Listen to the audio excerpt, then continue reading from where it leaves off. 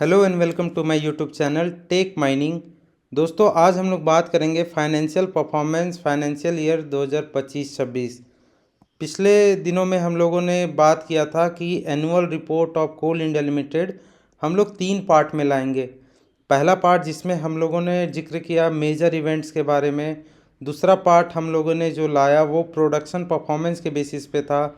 और ये तीसरा पार्ट हमारा फाइनेंशियल परफॉर्मेंस के बेसिस पे रहेगा। तो जो भी कोल इंडिया लिमिटेड में आने के लिए तैयारी कर रहे हैं या फिर कोल इंडिया लिमिटेड में कर्मचारी हैं या फिर माइनिंग सरदार एग्ज़ाम की तैयारी कर रहे हैं, तो ये वीडियो आपके लिए बहुत ही इम्पॉर्टेंट होने वाला है। तो आप इसे बिना स्किप किए ज़रूर देखें। तो वीडियो को शुरू करते हैं।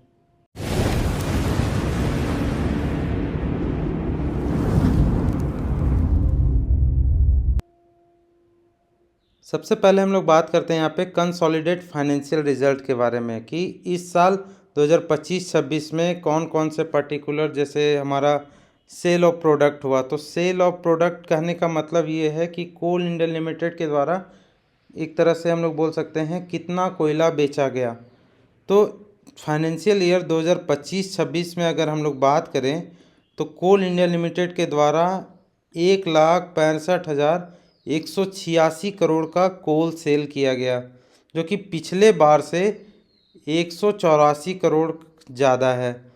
अगर सेल ऑफ सर्विसेज की बात करें एंड अदर रेवेन्यूज़ तो 3,214 करोड़ का यहाँ पे सेल ऑफ सर्विस किया गया और अदर रेवेन्यूज़ यहाँ पे जनरेट किया गया। तो टोटल अगर हम लोग इन दोनों को अगर जोड़ देते हैं तो यहाँ पे आता है हमारा 1,68,400, जो कि रेवेन्यू फ्रॉम ऑपरेशंस हम लोग बोलेंगे। अदर इनकम की अगर बात करें तो इस साल फाइनेंशियल ईयर 2025-26 में 11,276 करोड़ रुपए यहाँ पे जनरेट किया गया है, जबकि यही पिछले साल फाइनेंशियल ईयर 2024-25 में 9,472 करोड़ ही अदर इनकम से जनरेट किया गया था। जी, इसमें अच्छा खासा इंक्रीमेंट यहाँ पे देखा गया कि अदर इनकम में 1,804 करोड़ यहाँ पे वृद्धि हुई पिछले साल के मुकाबले। तो यहाँ पे टोटल इनकम यहाँ पे जो हम लोग कह सकते हैं सब जोड़ के जो आता है 1,79,676 करोड़। पिछले साल 1,78,649 करोड़ ही कंपनी यहाँ पे टोटल इनकम बना पाई थी। और यहाँ पे इस साल फाइनेंशियल ईयर 2025-26 में कोल इंडिया लिमिटेड टोटल इनकम यहाँ पे 1,79,676 करोड़ रुपया टोटल इनकम के रूप में यहाँ पे दर्शाया गया है। अगर बात करें एक्सपेंडिचर की, ये तो हमारा टोटल इनकम हुआ कि कोल इंडिया लिमिटेड के द्वारा कितना कमाया गया। अब इसी रुपए को कमाने के लिए कितना रुपए खर्च किया गया उस पे हम लोग देखते हैं। एक्सपेंडिचर की अगर बात करें तो 1,38,511 करोड़ यहाँ पे खर्च किया गया। और यही पिछले साल की अगर बात करें तो 1,31,948 करोड़ खर्च किया गया था। पिछले साल के मुकाबले इस साल एक्सपेंडिचर ज़्यादा है, जो कि टोटल यहाँ पे 5% एक्सपेंडिचर में वृद्धि हुई है। PBT without joint venture, profit before tax की अगर बात करें जो कि जॉइंट वेंचर के बिना है वो 41,165 करोड़ है। पिछले साल यही प्रॉफिट जो था 46,701 करोड़ था। अगर बात करें यहाँ पे जॉइंट वेंचर का शेयर का, जो कि प्रॉफिट से हम लोग बोल सकते हैं कि प्रॉफिट में जॉइंट वेंचर का कितना शेयर है, तो 758 करोड़ जॉइंट वेंचर का यहाँ पे शेयर बनता है। तो टोटल यहाँ पे अगर हम लोग बात करें प्रॉफिट बिफोर टैक्स की, तो ये प्रॉफिट बिफोर टैक्स हमारा 41,927 करोड़ यहाँ पे बनता है प्रॉफिट बिफोर टैक्स। और पिछले साल की अगर बात करें फाइनेंशियल ईयर 2024-25 में तो यही 47,163 करोड़ प्रॉफिट बिफोर टैक्स था।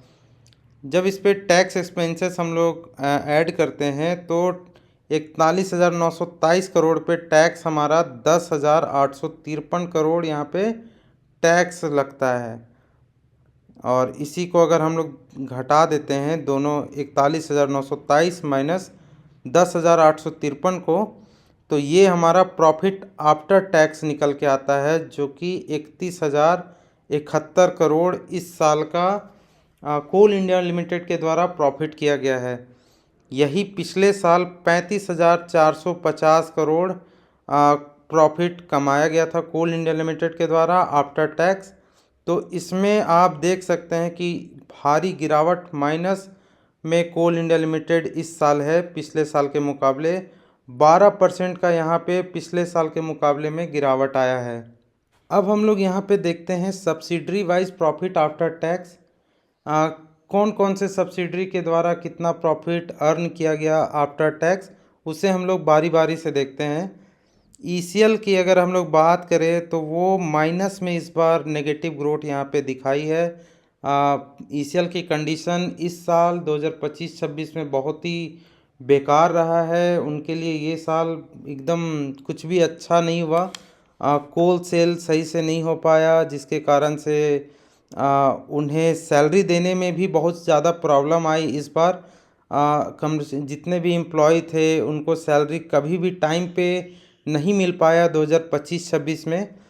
ईसीएल का अगर बात करें तो इस साल वो माइनस में 966 करोड़ रही है, जबकि पिछले साल यही कंपनी 236 करोड़ का प्रॉफिट की थी। बीसीसीएल की अगर बात करें तो वो इस साल 128 करोड़ ही प्रॉफिट कर पाई, जबकि पिछले साल 1240 करोड़ ये प्रॉफिट की थी। सीसीएल की अगर बात करें तो 2,967 करोड़ यहाँ पे प्रॉफिट हुआ। पिछले साल की अगर बात करें तो 4,063 करोड़ यहाँ पे प्रॉफिट किया गया था। ईसीएल, बीसीसीएल, अगर सीसीएल अभी तीनों हम लोग देखें तो तीनों का यहाँ पे देखा जा सकता है कि पिछले साल के मुकाबले बहुत ही ख़राब परफॉर्मेंस इस साल रहा है उनका। वहीं अगर बात करें एनसीएल की तो पिछले साल इनका 9,623 करोड़ का प्रॉफिट हुआ था। इस साल वही 11% का ग्रोथ दिखाते हुए 10,657 करोड़ यहाँ पे प्रॉफिट आफ्टर टैक्स रहा एनसीएल का। मेजर कंट्रीब्यूशन इनका रहा है कोल इंडिया लिमिटेड के प्रॉफिट करने में। डब्ल्यूसीएल की अगर बात करें तो वही 1,598 करोड़ का उन्होंने प्रॉफिट किया।